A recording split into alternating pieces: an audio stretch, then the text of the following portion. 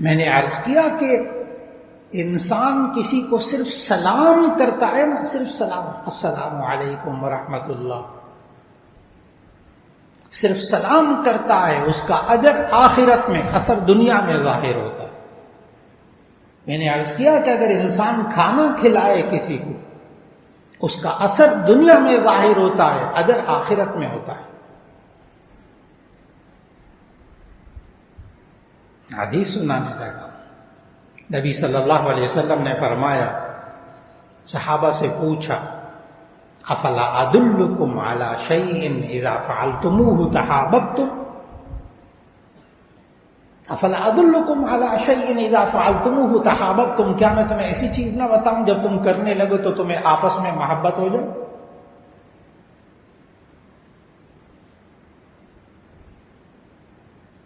صحابہ نے کہا بھلا یا رسول اللہ بتائیے، ہم کون سا ایسا کام کریں جس سے ہمیں آپس میں محبت ہو جائے؟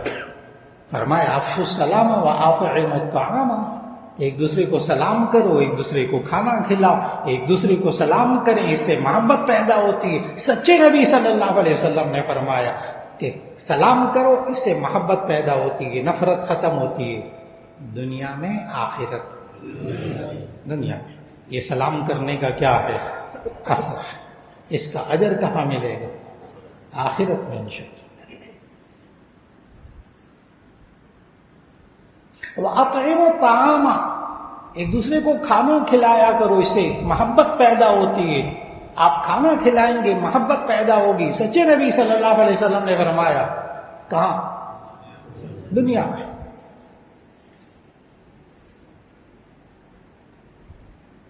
میں نے عرض کیا کہ آپ ایک دوسرے کو ہدیہ دیں، تحفہ دیں، اس سے دل کا غصہ ختم ہوتا ہے، کینہ ختم ہوتا ہے، دشمنیاں ختم ہوتی ہیں۔ سچے نبی صلی اللہ علیہ وسلم نے فرمایا، جامع ترمذی کی حدیث ہے، تحادوا تحابوا، تم ایک دوسرے کو ہدیہ دیا کرو، اس سے محبت پیدا ہوتی ہے۔ کہاں؟ دنیا میں، آخرت میں اس کا ثواب اجر۔ اور جامع ترمذی کی حدیث میں آگے ایک اور بھی جملہ ہے اس ارشاد نبوی میں، بڑا کمال، اس سے فائدہ اٹھانا چاہیے اس جملے سے۔ سچے نبی صلی اللہ علیہ وسلم نے فرمایا، سیدھی سی بات ہے، کریں گے اثر ظاہر ہوگا۔ تحادوا تحابوا، تم ایک دوسرے کو ہدیہ دیا کرو، اس سے محبت پیدا ہوتی ہے۔ آگے جملہ ہے فَإِنَّ الْهَدِيَةَ تُذْهِبُ الظَّغَائِنَ، کیونکہ یہ ہدیہ اور تحفہ جو ہے یہ دل کے کینے کو، پرانے غصے کو ختم کرتا ہے۔ کوئی رشتہ دار ناراض ہو نا، کوئی دوست ناراض ہو، اس کو 3 کام کر لو بس۔ کوئی رشتہ دار کتنا ناراض ہو، نمبر 1 اس کو سلام کرتے رہو چاہے وہ جواب نہ دے، نمبر 2 اس کو ہدیہ تحفہ دیتا رہو، نمبر 3 اس کو کھانا وانا کھلاتے رہو۔ نفرت ختم ہو جائے گی، غصہ ختم ہو جائے گا۔ سچے نبی صلی اللہ علیہ وسلم نے فرمایا، میں کو اپنا نسخہ نہیں بتا رہا،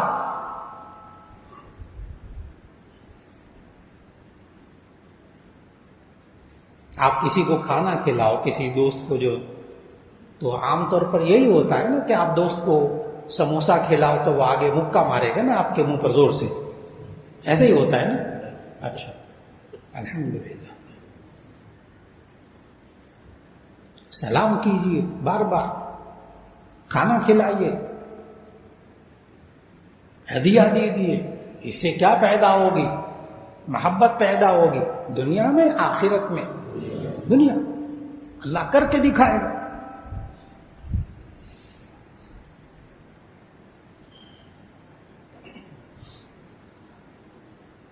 میں نے عرض کیا کہ ماں باپ اگر نیک ہوں تو اس کا اثر اولاد میں جا کے ظاہر ہوتا ہے۔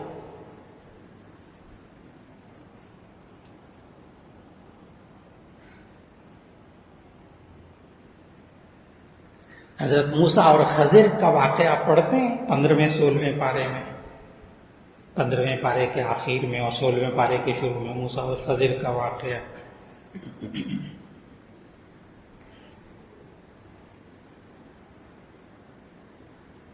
آپ کو یاد کہ وہ گئے تو ایک دیوار گر رہی تھی، اس کو خضر نے سیدھا کر دیا.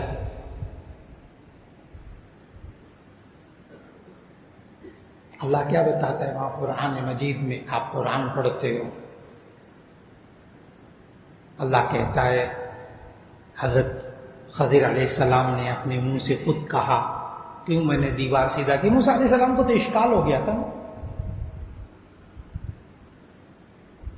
کہ ایک طرف فَأَبَوْا أَن يُضَيِّفُوهُمَا، یہ اہل انطاکیہ نے، وہ لوگ جو تھے انطاکیہ والے، فَأَبَوْا أَن يُضَيِّفُوهُمَا، انہوں نے مہمان نوازی سے انکار کر دیا تھا، نہیں دینا ان کو کھانا کھلانا. اس کے باوجود وہ گرتی دیوار کو سیدھا کر دیا تو موسیٰ علیہ السلام سے صبر نہیں ہوا، کہنے لگے ان سے کوئی پیسے ویسے لے لیتے، کچھ ہم کھانا کھا لیتے، بغیر مفتی ان کی دیوار کو سیدھا کر دیا. آگے حضرت خضر کے الفاظ آپ کیا پڑھتے ہیں؟ کانا ابوہما صالحا، کانا ابوہما صالحا فأراد ربك أن يبلغا أشدهما ويستخرجا كنزهما رحمة من ربك.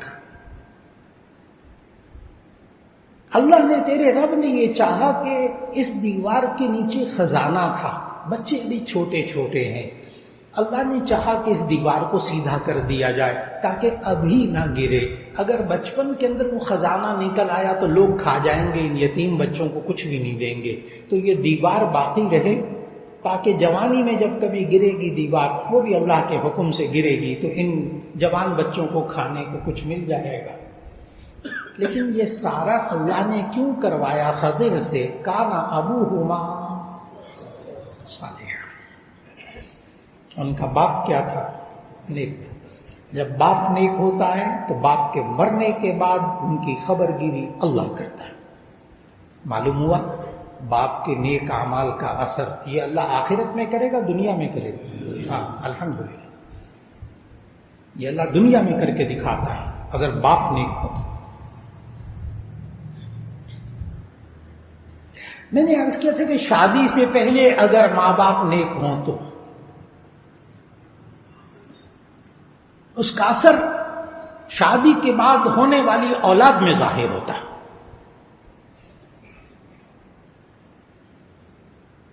اگر اس صاحب کتاب نے، جس کا یہ واقعہ ہے، اس نے اپنی کتاب میں نہ لکھا ہوتا تو میں یہ بیان نہ کرتا.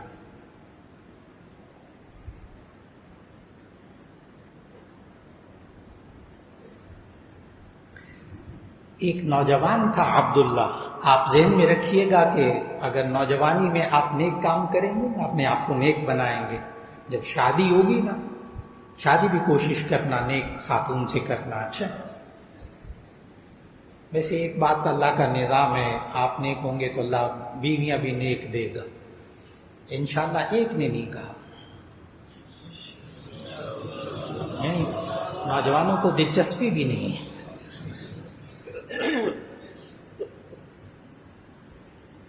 سمجھتے ہیں نا؟ الطیبات للطیبین، آگے نہیں پڑھوں گا. الطیبات للطیبین، اللہ کا نظام. پاکیزہ عورتیں پاکیزہ مردوں کے لیے. کہاں؟ دنیا میں، آخرت میں. دنیا.